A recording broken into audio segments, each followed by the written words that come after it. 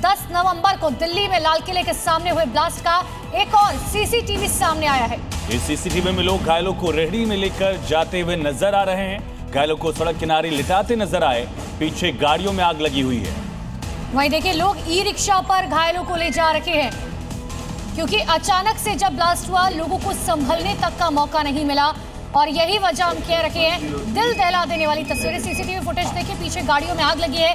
कोशिश, भरसक प्रयास लोगों की तरफ से कि जो घायल हैं या जो जिंदा हैं, कम से कम उन्हें तुरंत अस्पताल पहुंचाया जा सके। और दिल्ली ब्लास्ट से जुड़ी इस वक्त की बड़ी खबर है। नॉर्थ वेस्ट दिल्ली भी उमर गया था, ये जानकारी मिल रही है। एक चाय की दुकान पर बकायदा रुका था। आतंकी उमर वजीरपुर इलाके में दुकान पर रुका रहा। ये बड़ी जानकारी आपको दे रखी है। तो दिल्ली लाल किला ब्लास्ट से जुड़े बड़े खुलासे लगातार हो रहे हैं और इसी बीच एक बड़ी जानकारी ये है कि उमर नॉर्थ वेस्ट दिल्ली इलाके में भी गया था और यहाँ पर एक दुकान में उमर रुका हुआ था। चाय की दुकान पर उमर रुका था।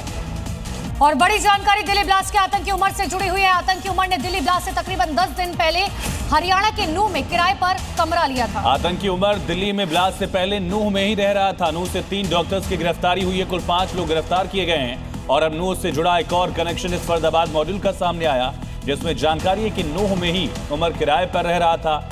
जो फर्टिलाइजर की खरीद का पूरा मामला था, उसका कनेक्शन भी नूह से ही सामने आया। और अब जानकारी कि 10 दिन पहले कमरा जो है वो उमर की तरफ से यहाँ लिया गया था। और दिल्ली दहलाने वाले आतंकी उमर की एक नई तस्वीर सामने आ गई है। डॉक्टर की ड्रेस में उमर की ये तस्वीर है। उमर ने दिल्ली में लाल किले के पास धमाका किया था और अब उसकी तस्वीर देखिए। जिन डॉक्टर्स को धरती पर भगवान कहा जाता है, यही वो लोग जो डॉक्टर्स को बदनाम करने की कोशिश कर रहे हैं। देखिए, डॉक्टर की ड्रेस में आपको ये आतंकी उमर यहाँ नजर आएगा। तो स्टेथोस्कोप के साथ व्हाइट कोट में ये दिख रहा है उमर। और ये नई तस्वीर है। इससे पहले गाड़ी में नजर आया था उमर, कुछ और भी तस्वीरें उसके सामने आई थी, लेकिन ये सबसे नई तस्वीर है।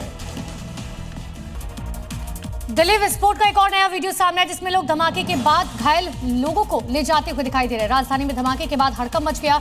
दिल्ली पुलिस ने तकरीबन करोल बाग में बाजार समेत कई संवेदनशील जगहों पर सुरक्षा बढ़ा दी। हर संदिग्ध गतिविधि पर पुलिस की नजर है।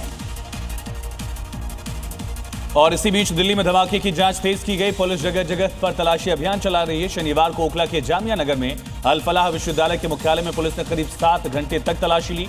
कई अहम दस्तावेजों की जांच की गई है।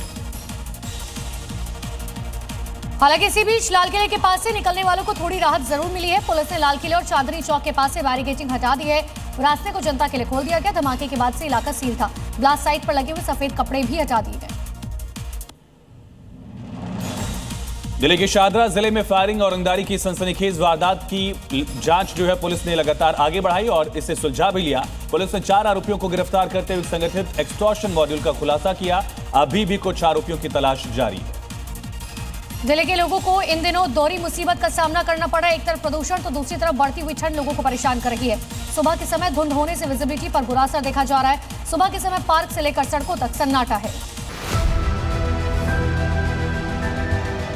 There has been a lot of debate. What is the true meaning of Dhamma or Dharma?